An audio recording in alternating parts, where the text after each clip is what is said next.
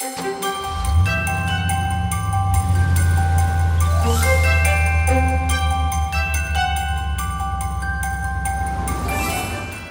absolutely no question, Christmas is my favourite time of the year. Everything is so colourful and jolly. All the shops have bright lights and decorations. I love how everyone gets into the giving mood and being friendly becomes the norm. It really is the most wonderful time of the year. Daddy the Elf, what's your favourite colour? There's nothing better than the whole family squeezed onto the couch with the fire lit, watching some Christmas classics on the telly. Elf is hands down the best Christmas movie, with Home Alone coming in at a close second. They just put me in such a good mood. Finding the perfect Christmas tree is the best. The long search, the tough choice, the chop. You bring it home and it takes over the house in the most amazing way possible. The smell. And then the magic comes alive with one flick of a switch.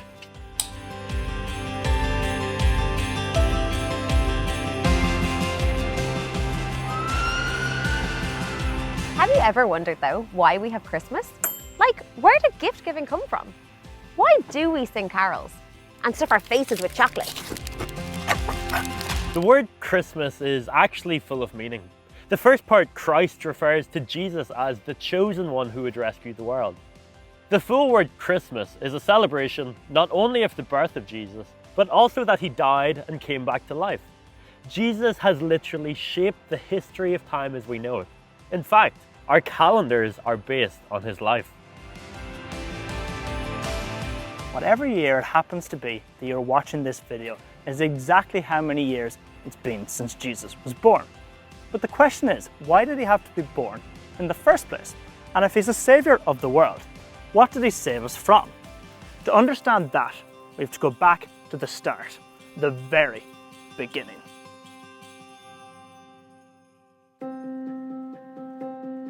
As we read in the Bible, it says that it all started with the creation of the universe by a very creative and loving God.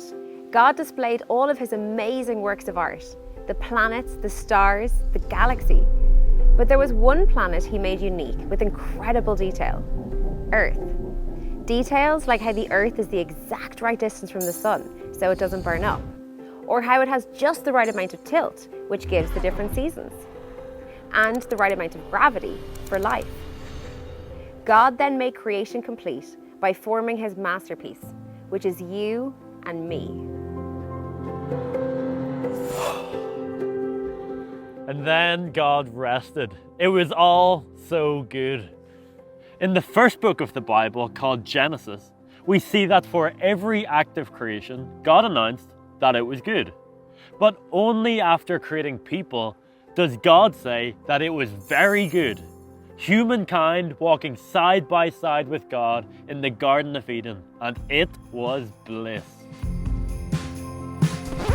And then it all went a little bit pear-shaped. In God's loving kindness, he gave people the freedom to make their own decisions.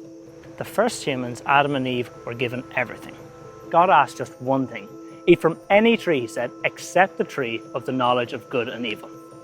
But after being led astray by a serpent, Adam and Eve were tempted and chose to go against God by eating from the forbidden tree. This is what the Bible describes as sin.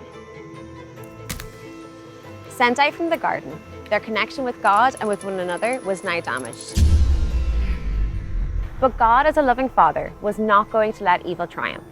He promised to never leave them, and that one day God himself would make things right again. This event started the countdown timer to the very first Christmas.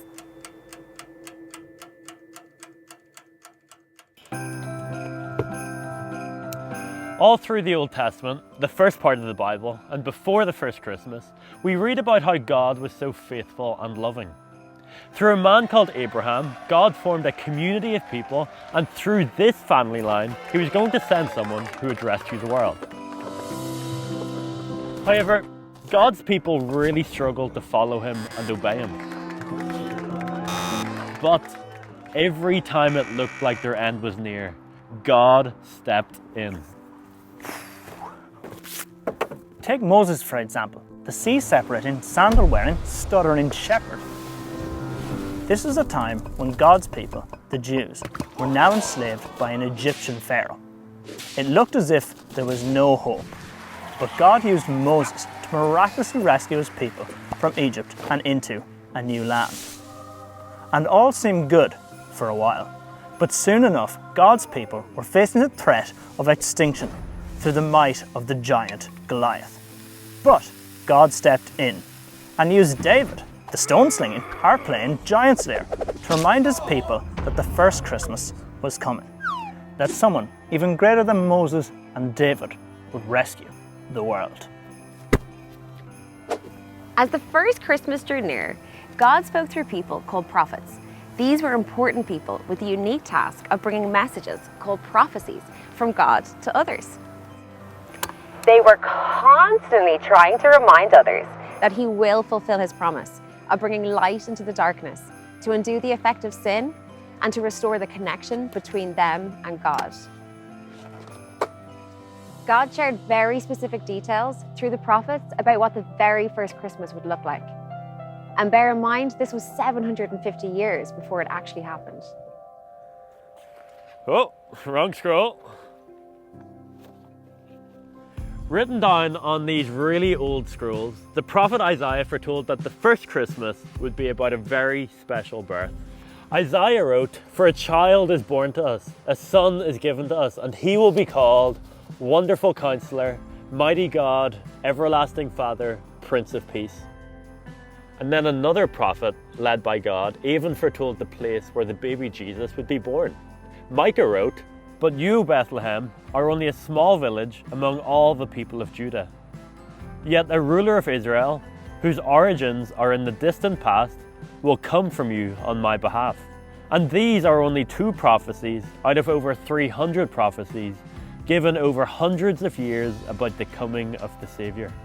These details matter because God wanted us to believe that not only was this a historical event, but that God Himself entered human history. But then God stopped speaking through the prophets, and the waiting began. I don't know about you, but for me, one of the toughest nights to sleep in the whole year is Christmas Eve. There's just so much going on in my head. The anticipation, the excitement, the just nervous waiting. My dad used to tell me to try and count sheep. I'm not sure if it worked, but I suppose Christmas did come in the end. So imagine that kind of waiting, where the people of God who eagerly anticipated the first Christmas had the nervousness of a Christmas Eve night for over 400 years. And when it actually happened, it was nothing like the people were expecting. Hey guys, Mark, Sarah, get back here. Wait for me.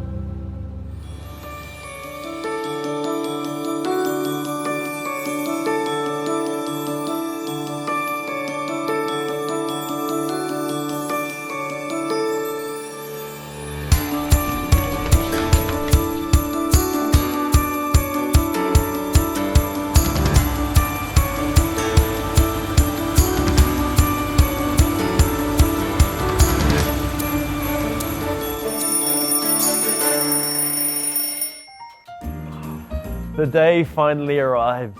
The waiting is over. The unwrapping begins, but the question is, what kind of unwrapper are you? Are you the shredder? The type of person where the anticipation and waiting becomes too much, that you ferociously tear into your presents, coming close to damaging your gifts? Others in the room watch on with extra wide eyes because, quite frankly, they're a little bit scared. Well, maybe you're like me, the paper saver. I would have built a perfect little stack of wrapping paper next to me on the floor, while I carefully separated every bit of paper with expert precision. I'd love to say it was because I cared about the environment, but the truth of the matter is that I still hadn't wrapped my siblings' presents. And I needed to recycle the paper. Sorry, sis. Or maybe you're the snail. You're the type that slowly opens up every present, as if you're performing open heart surgery. People offer to help you, but you'll never accept. This is your present to open. It's not necessarily that you're saving paper. It's more for the joy of the experience, to really savor the moment. When it comes to your turn, your parents or the adults in the room, go and get more of their survival coffee, because you're actually that slow. On Christmas morning though, there are some that often get a raw deal. They're made to wake up at least 2 hours earlier than normal, and then they get smothered in wrapping paper. Mom? Dad? Dad? I'm not sure what comes into your head when you think about the very first Christmas. Maybe you're thinking of stars, meteors, the aurora borealis, fireworks, a stable, some kind of animals, a baby on hay, in a crib, on a sun lounger. Maybe you're thinking of shepherds or some very wise men. While some of this is true, there are two people who had a really tough ride, and their incredible stories can often be overlooked. These two people are the original Christmas morning parents, Mary and Joseph. Let's start with Mary. Her life leading up to that very first Christmas morning often doesn't get the attention it deserves. You see, Mary was just a mere teenager when the angel Gabriel appeared to her to tell her that she would give birth to the Son of God. The angel said to her, "Don't be afraid. God is pleased with you, and you'll have a son. His name will be Jesus. He will be great and will be called the Son of God." So put yourself in her shoes. You're very young, you're not married yet, and an angel has just told you something outrageous. Having a baby outside of marriage was really frowned upon.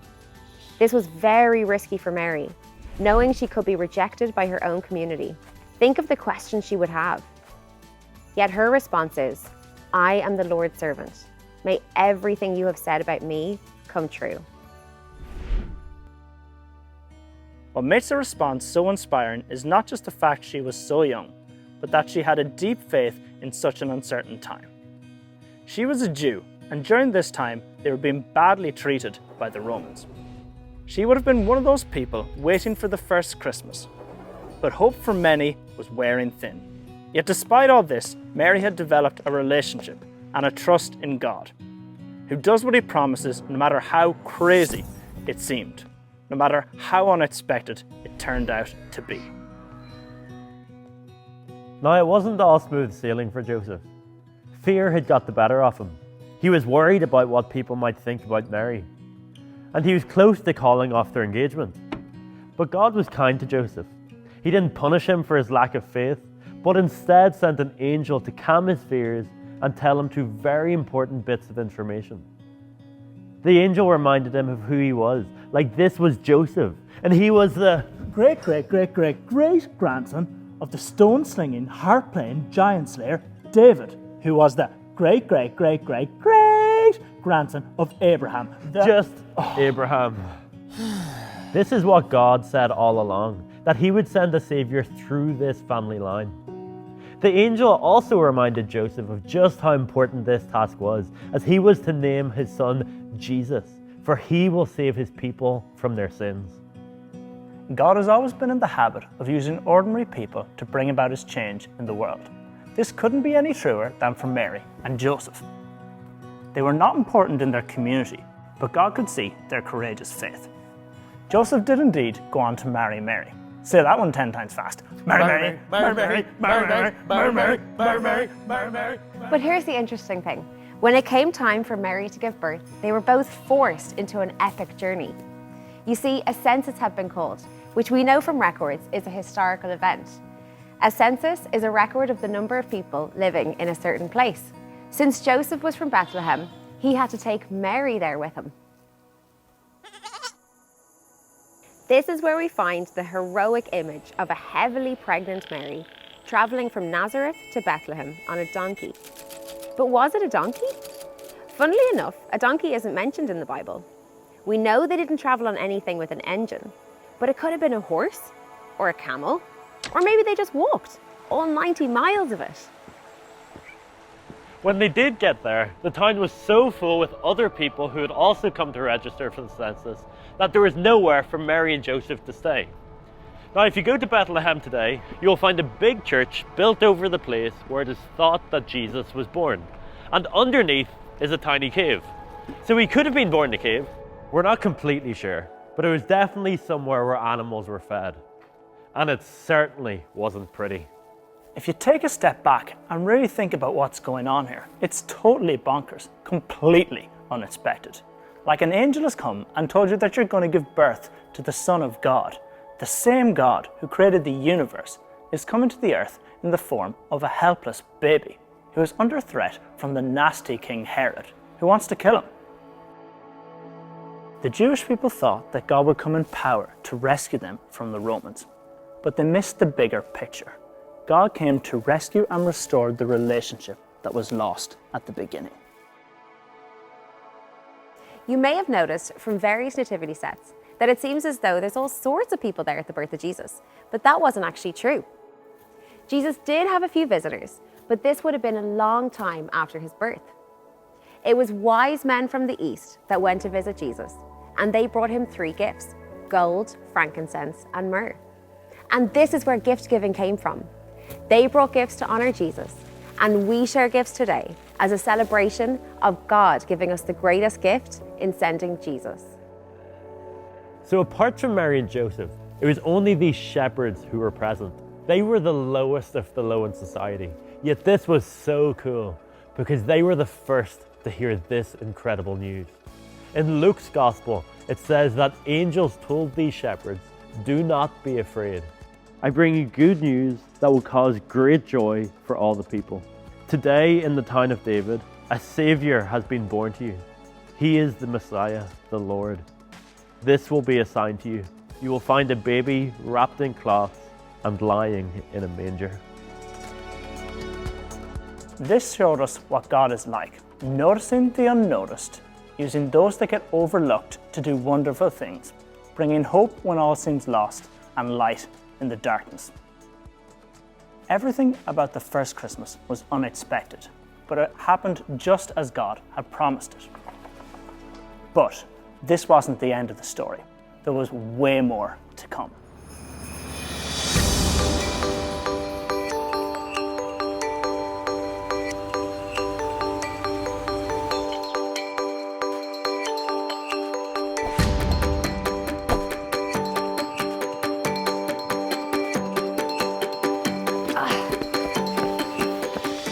There are so many different traditions when it comes to Christmas Day. Different families, different cultures go about the day in various different ways. Some eat Christmas dinner the night before, and even open presents then too. Like, who are these people? We were 1 p.m.ers in our house for the big feast. Stockings in the morning, got my new Christmas jumper on for church, and then changed into something a little more comfortable for what awaited.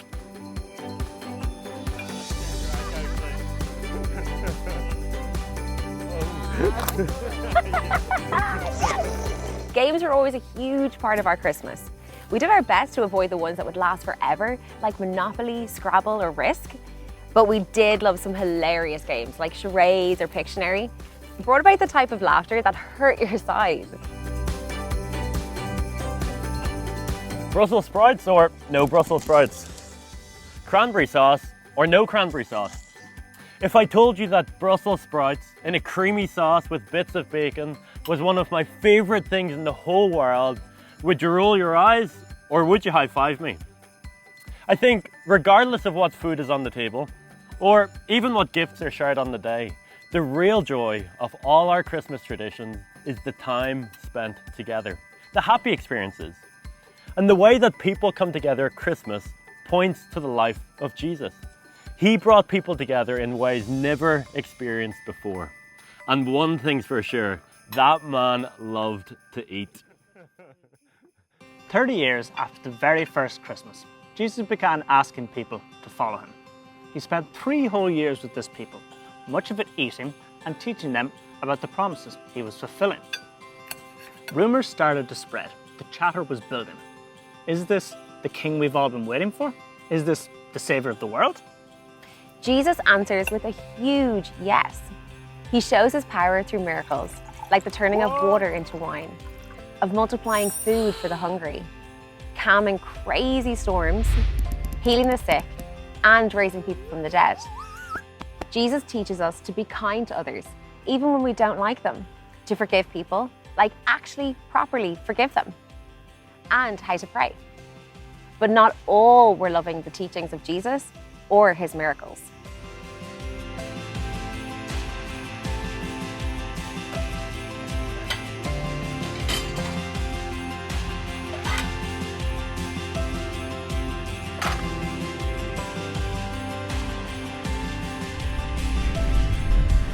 So they killed him. And in that moment, it seemed like all hope was lost. But this was God's plan all along. Jesus died, taking the wrongdoings of all our past, present, and future. 3 days later, he rose from the dead. God made a way for the broken relationships to be restored, just like he promised. When I think about what Christmas really means to me, I think that above all, and regardless of what's happening around me, that God can be trusted. That's what Mary had to ask herself. Can I trust God with everything that I might face? I remember when I was younger, I made the best decision ever to follow God. But the thought of going back into school and telling all my friends about my new faith really scared me. I was so worried about what everyone would think of me, that they might call me names or might not even want to be my friend anymore. And because of this, I was so scared of being all alone. Although Mary was scared, she made the brave decision to say yes and follow God. When I went back to school, some of my friends did find it difficult to understand what I believed. But I continued to pray, and God gave me strength and helped me not to care so much about what others thought. Like Mary, it took some courage and bravery to take this step. But my yes to God has been the best decision I have ever made. When I think about Joseph, it reminds me about what kind of journey I've had. Joseph was scared and he doubted God. Like Joseph, I've also been scared and fearful of the unknown. Like when I was 8 years old, I remember having to move house. And not just down the road, I had to move to a completely new country. I was scared about what my new house might be like. I was worried about not knowing anyone and having to leave my friends. And I was nervous about having to start a new school.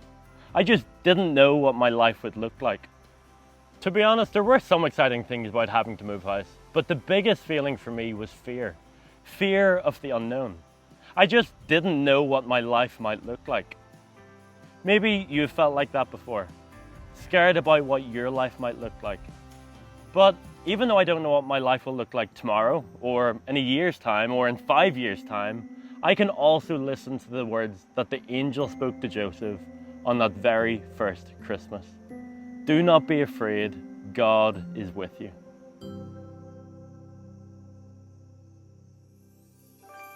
Here we are at the end of the series. We've journeyed through a serious amount of history. We've gone way back to the very beginning. We've witnessed what the first Christmas was actually like. We've explored its true meaning. I want to take a moment for you to think about what Christmas really means to you. For us, Christmas reminds us that God showed up.